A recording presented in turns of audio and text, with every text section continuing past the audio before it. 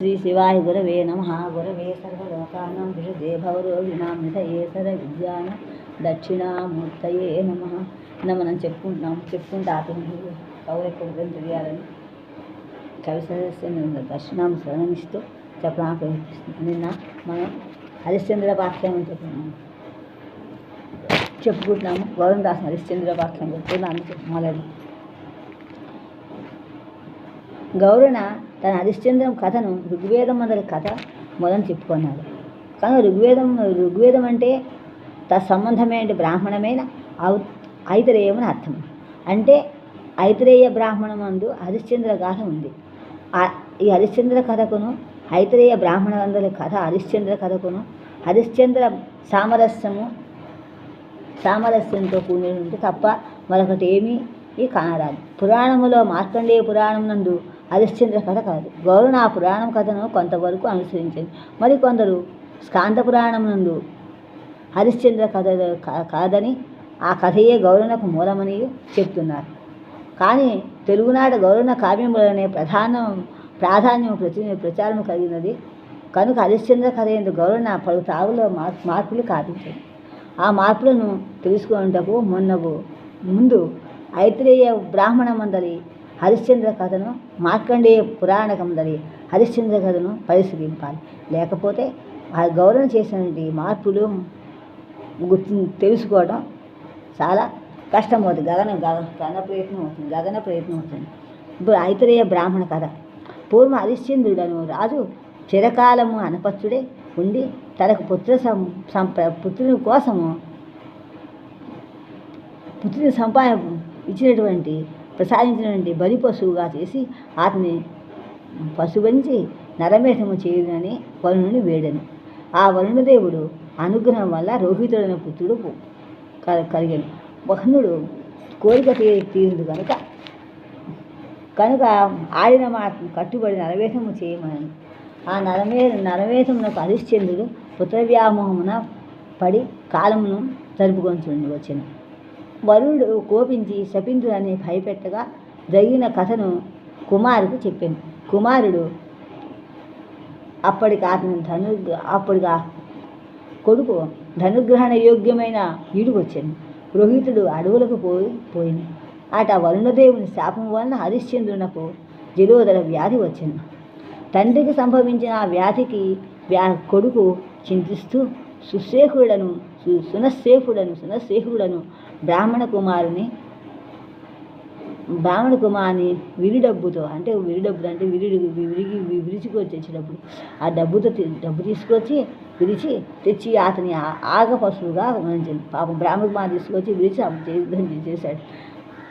ఆయన వరించుని నరమేధ కావింపమని తండ్రిని కోరాడు. వరుణుడు అంగీకరించాడు. యాగం వండుతుండగా సునశ్శేఖనుడు మెరుపు చేత రుక్కులతో దేవతలు స్తుతించింది. దేవతల ప్రీతుడే బ్రాహ్మణ పుత్రుని పాశవిముక్తిని కావించింది. వరుణుడును సంతుష్టుడు పని రేని వ్యాధియు నివారితమని. ఆ కుమారులు ఇరువురు కూడా ఆయుష్మంతులేదు. ఇది ఐతరేయ బ్రాహ్మణ కథ. ఇంకా మార్కండేయ పురాణ కథ.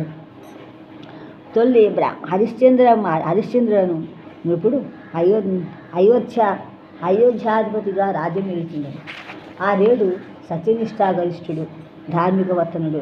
ఆ మహీపతి వేటకై అడవికి ఎయ్యను. అక్కడ అతనికి ఒక స్త్రీ ఆత్మనాదం వినవచ్చింది. అతడు ఆతత్రాణ పరుడై కనుక అభయవాక్యము ప్రధానం ఇచ్చింది. వెంటనే ఆ వంక చేయను. అక్కడ ఆ పాత్రుల యుద్ధ నుండా ఉండుటకు వెళుతున్నట్టు బ్రహ్మ విద్యను విశ్వామిత్రుడు వశపరుచుకొనగోరి ఆకర్షించుతుంది. ఆ విద్యల స్త్రీ కంఠంలో ఆక్రందన మొదలించింది. స్త్రీ కంఠంతో ఆక్రందన ఏడ్చారన్నమాట. కానీ హరిశ్చంద్రుడు హరిశ్చంద్రుడు కనపట్టలేదు ఎక్కడ కూడా. హరిశ్చంద్రుని ఆ ఆకస్మిక ప్రవేశమును కోపించి అతని వలన ఆలుబిడ్డను సమస్త రాజ్యమును దానమడిగి స్వీకరించి ఆ నిపుని ఆలుబిడ్డలతో అయోధ్యకు నడిచాను.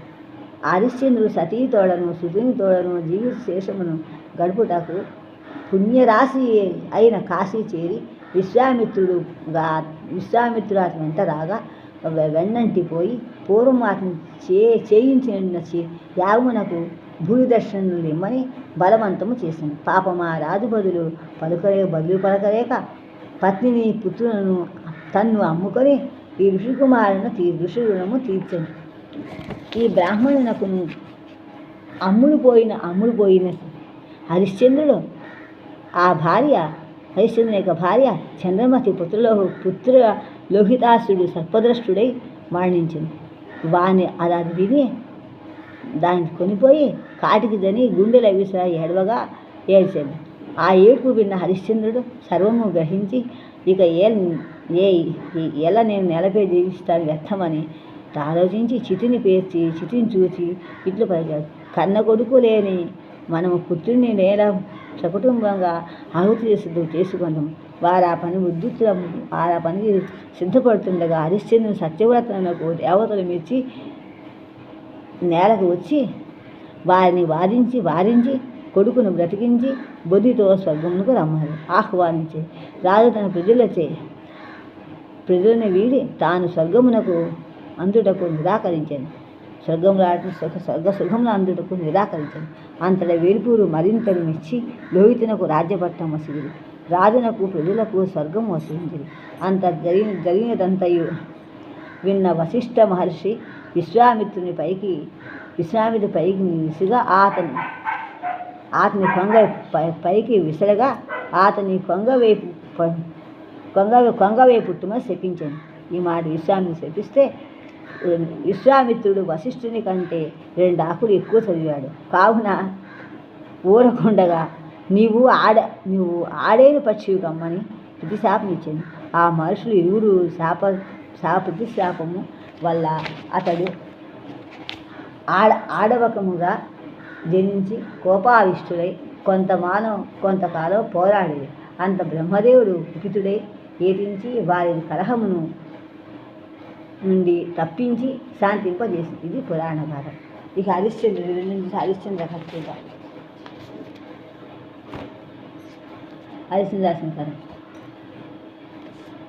పై 2 కథలలో గౌరవ హరిశ్చంద్ర కథ ప్రధానాంశములో మార్కండేయ పురాణ కథానుసారము కాదు. కానీ కథారంభము గల దేవలోకమును వశిష్ఠ విశ్వామిత్రుడు కలహించుకుంట హరిశ్చంద్రుని సత్య ప్రవర్తనకు గూర్చి తన గొప్పతనాన్ని పనులుగా పెట్టుట, తన పదవులు తన భార్య తనని కూడా పనులుగా పెట్టుకోవటం బాలేదని ప్రతిజ్ఞ చేయటం వలన పసగదని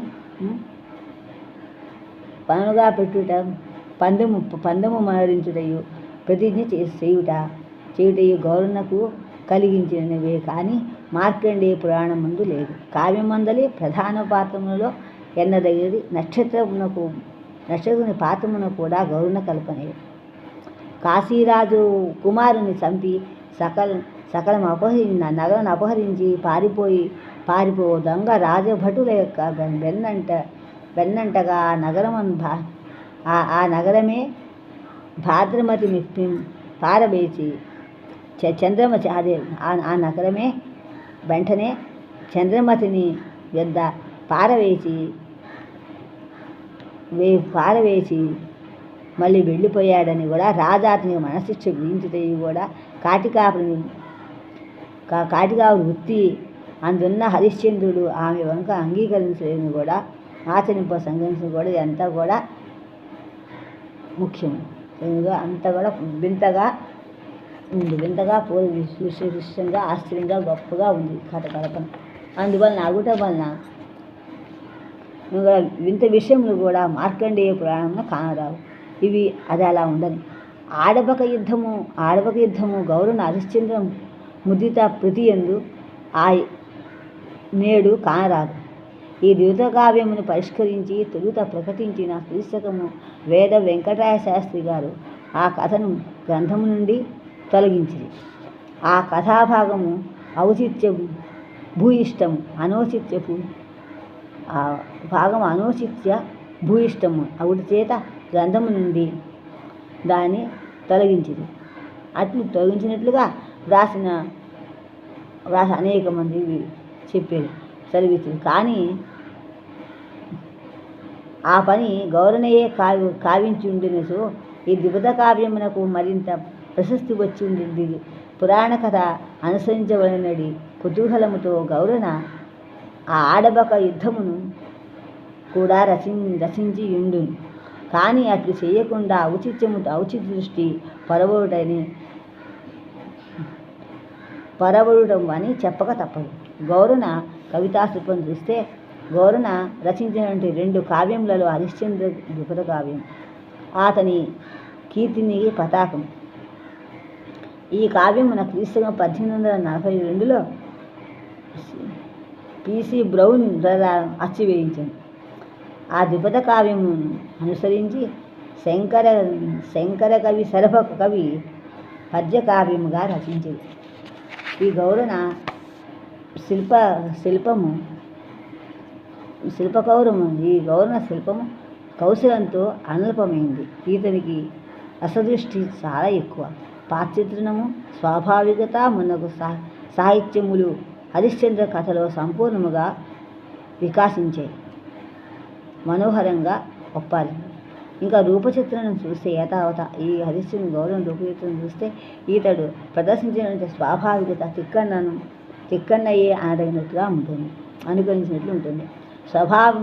స్వభావ చిత్రణమునకును గౌరనయే సాటి, ఇటు మించిన వాళ్ళు ఎవరూ లేరు మాట. ద్విపద పంతులను కూర్చుట ఎందుకు కూడా అతడు అందు దేశీతనమును కూడా వెలాచుతుంది. గౌరన పాల్కుకి సోమన తోడను రంగనాథ రామాయణం కథ తోడను పందెము చేసి పరిగెత్తించిన వారి వలె తోచును. పందెమేసి పరిగెత్తిన భావించిన వలె తోచును. సరేది కొన్ని పట్టుల గౌరన సోమను అతిక్రమించి సందర్భాలు కూడా పిక్కులున్నాయి. సోమను కూడా తీసిపడేసమాట పిక్కులున్నాయి. నిరగ్గళ ధారల తోడను గాంభీర్య గమనము తోడను కూడా ధారాళముగా సాగిపోవు గౌరవ రచనా రీతులు సంభాషణలు తీయదనములు రంగనాథ రామాయణముతో సాటి వచ్చుతున్నట్టు. రంగనాథ రామాయణము ద్విపదము కావ్యముల వల్ల ఐరావతం అంటే గౌరవ హరిశ్చంద్ర కావ్యం. ఇలా దీని యొక్క పుండరీకమును హరిశ్చంద్ర కావ్యమునకు ఐరావతమునకున్న అన్ని విధములుగా తగిన తమ్ముడు అనిపిస్తుంది. ఈ హాస్యరస పోషణమునందును గౌరన అగ్రగణ్యుడు. కాలకౌశికుని వర్ణం అంతయు దానికి నిదర్శనము. కాలకౌశిని వర్ణనం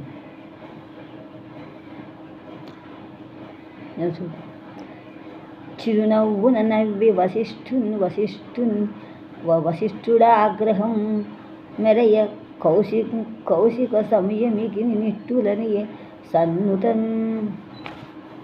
సన్నుతరంగం నెట్టి సత్వఫలం వెన్నతో నిదిగాంచి మిన్ని